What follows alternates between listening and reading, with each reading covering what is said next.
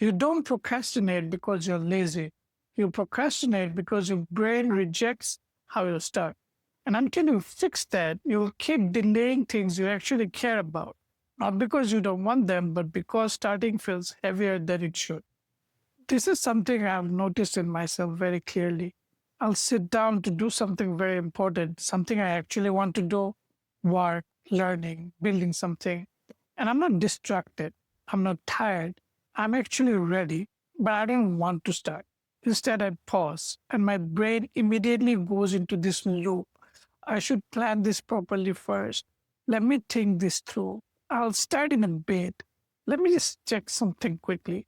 And that quick check turns into 10, then 30 minutes pass, and then an hour. And now the time I had is gone. And the frustrating part is I'm aware of it while it's happening. I know I should just start, but there is this invisible resistance that I can't push through. For a long time, I thought this meant I lacked discipline, that I wasn't consistent, that I needed to try harder. But that wasn't the problem. The real issue was this: I didn't understand how my brain was framing the task. Because when I thought about starting, I wasn't thinking about the first step. I was thinking about everything. If you're enjoying the video so far, let me quickly introduce myself. Hi, my name is Afnan. I'm from a computer science background, and I spend a lot of time thinking about systems, how they work, and how they actually produce results. I'm starting this channel to share those ideas and break them down in a simple, practical way. If that sounds interesting to you and you want to follow along the journey, consider subscribing. It really helps support the channel. Please like and subscribe. When you say, I am going to work out, your brain doesn't process that as one action. It expands into a full chain: getting ready, traveling, the full workout, the effort, the fatigue after. Same with work, same with studying, same with anything meaningful. Your brain automatically expands the task into a full process and then compresses that process into one feeling. This is heavy. And once something feels heavy, you hesitate. And this is where things get interesting because most people try to fix this by planning more.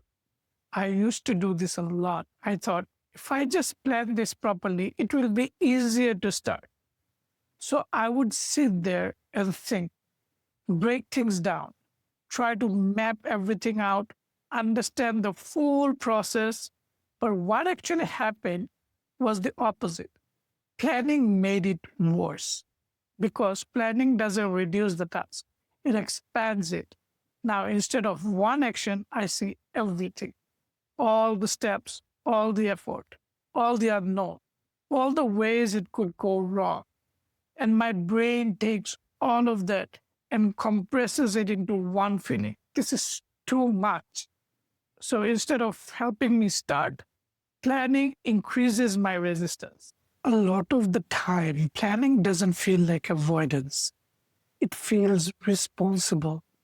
It feels like you're being careful, like you're being thoughtful, like you're making sure you do it the right way. But that's exactly why it becomes such an easy trap. Because when avoidance looks messy, you can catch it. When it looks productive, you defend it. And that's how people spend hours preparing to move without actually ever moving. And something else happens here. The longer you don't start, the heavier the task feels.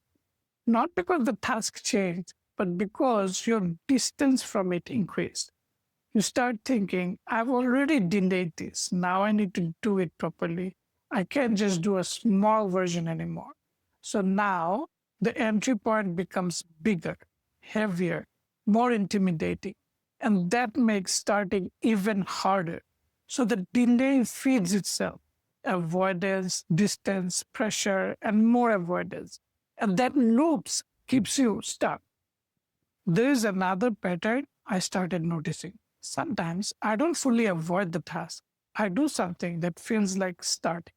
I open a few tabs, I organize things, I watch videos about how to do it better. I took small details that don't really matter, and in my head, it feels productive. It feels like I'm getting closer, but I'm not actually moving forward. I'm just staying close to the task without entering it. And this is also very dangerous because it gives you the illusion of progress without any real movement. So time passes and you still haven't actually started. This is the part that frustrates people the most because deep down you know the difference. You know when you're actually entering the task and you know when you are just orbiting around it. That's why fake starts feel so draining. You spend energy, you spend time, you stay mentally connected to the task. But at the end of it, nothing has actually moved. So now you're not just stuck, you are stuck and you are depleted. This is the key distinction most people miss. Every task has two parts: entry point and the full process. Most people try to engage with the process immediately, and your brain doesn't want the process. It only needs the entry point. And if you design the entry point correctly, the process follows naturally. But if the entry point feels like the process, you won't start at all. So the solution isn't to think better, it's not to plan more, and it's not to force yourself harder. It's to change how you enter the task. Instead of asking, how do I complete this? You ask, what is the smallest action I can take right now? Not step 10, not the full plan, not the entire process, just the entry point. This is where the 1 minute rule comes in. Instead of committing to the whole task, you commit to something so small your brain doesn't resist it. Not, I'm going to work out, but I'll do one push up. Not, I'm going to study, but I'll open the document. Not, I need to fix everything, but I'll start one piece. That's it. You're avoiding the gym. You don't try to go from zero to a full workout. You just do one push up. That's the entry point. And once you do it, you have already crossed the hardest part. Same with your work. You don't try to complete the entire task.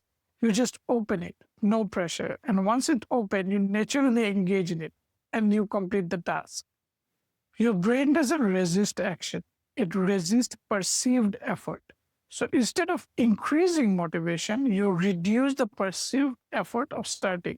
And once you start, continuing becomes easier than stopping. This is where momentum comes in, not from motivation, from movement. And once you begin, the system shifts. Sometimes you will do the small action and stop, but that is fine because the goal is not finishing. The goal is breaking the pattern of not starting.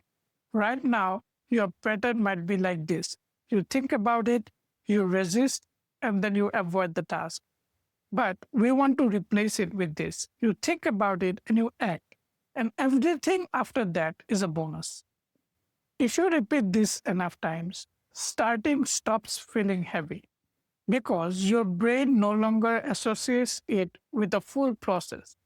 It associates it with a small, manageable action. And once starting becomes easy, consistency follows naturally. Most people think clarity comes first, then action. But in real life, it's usually the opposite. Action creates clarity. You don't always think your way into movement. A lot of the time, you move your way into understanding. And once you see that, starting stops feeling like a test of discipline and starts feeling like a design problem you can actually solve. Listen, you don't need more discipline and you don't need more motivation.